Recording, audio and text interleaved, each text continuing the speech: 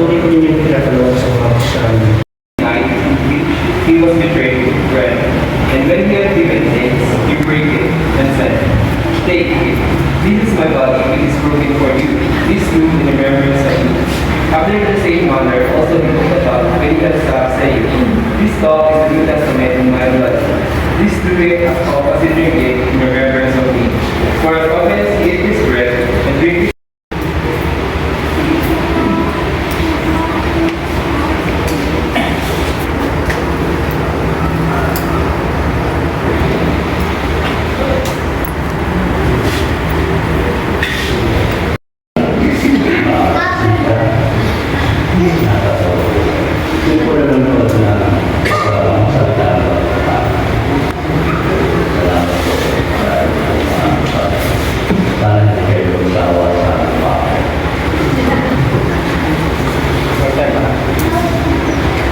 Una, tayo po'y salamat sa Diyos sa pagkakataon ng panahon ito ay do not forsake the assembly. Huwag natin kailangan ang ating pagkakataon.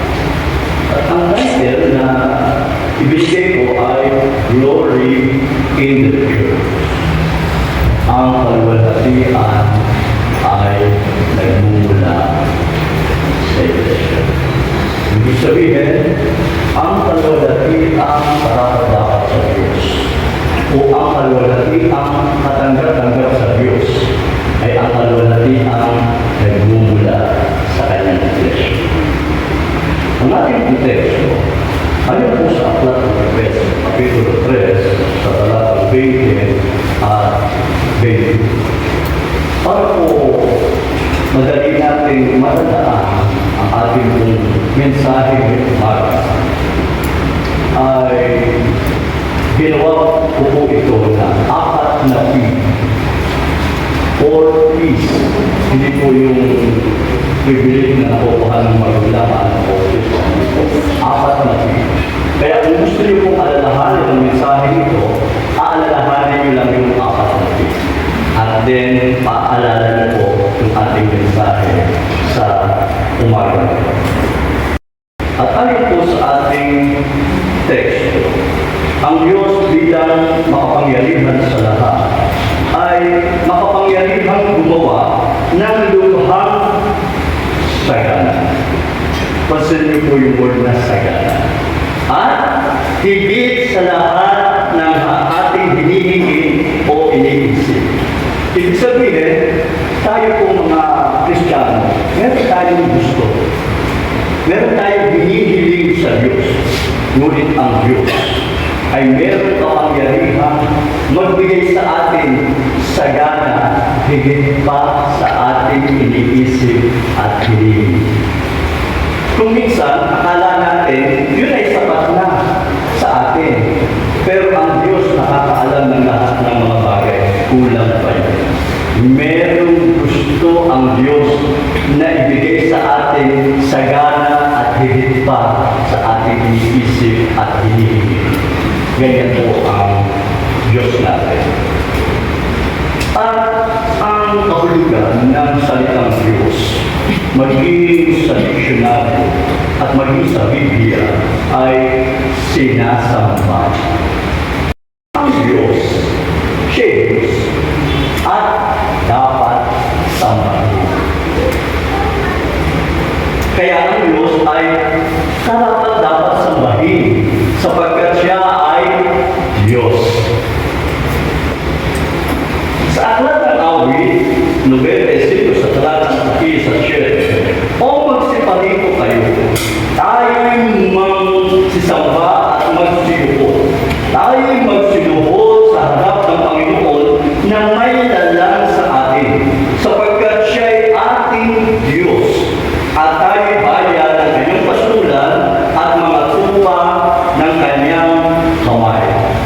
Pansinin po natin, kung bakit inuutos na magsisamba, magsiyukod, magsiluhod sa harap ng Panginoon na may lalang sa atin.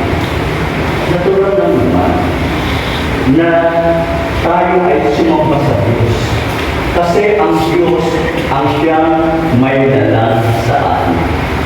At ayon sa kasunod, sapagkat siya'y ating Diyos. Kaya, napakaliwanag.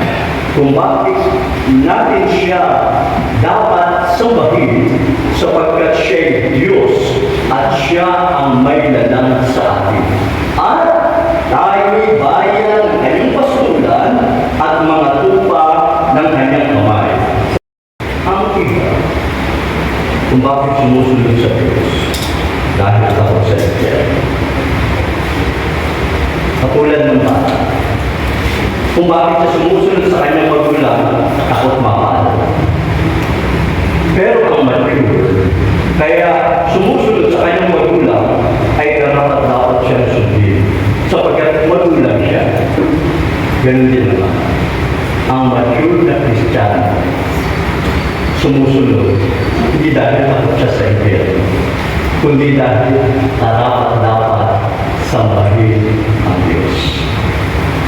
Paano kung walang impyerno? Hindi na ba tayo susunod sa Diyos?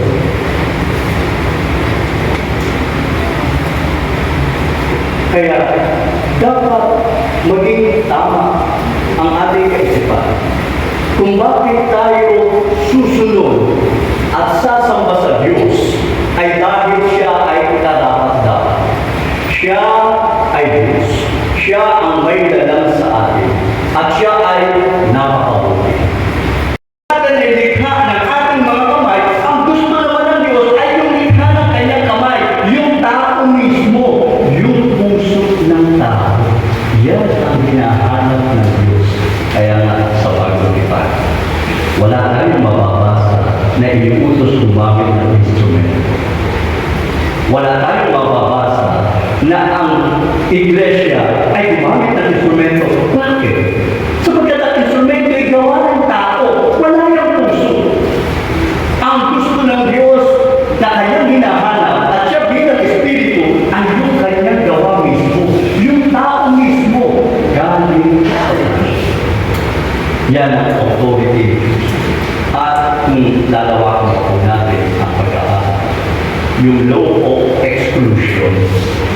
Ang pagkakautos ay specific, umawit, hindi tumuto. Gaya ng pagkakautos kay Noe na dao. Specific, goper, specific. Pagka in-specific ng Diyos, goper, excluded lahat ng ibang uri ng kahoy. Hindi na kailangan sabihin ng Diyos, huwag kabayan, huwag apitong, huwag bayaran. Hindi na.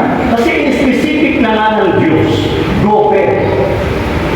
Diyan po pinatay si Nadab at Abihu sa aklat ng Leviticus dahil nagkandog sila na hindi ang authority ng Diyos. Ang authority ng Diyos, yung apoy na nanggagaling sa Kanya. Ngunit naghandog sila ng ibang apoy. Hindi authority ng Diyos, kaya pinatay sila ng Panginoon. Ganun din naman, sa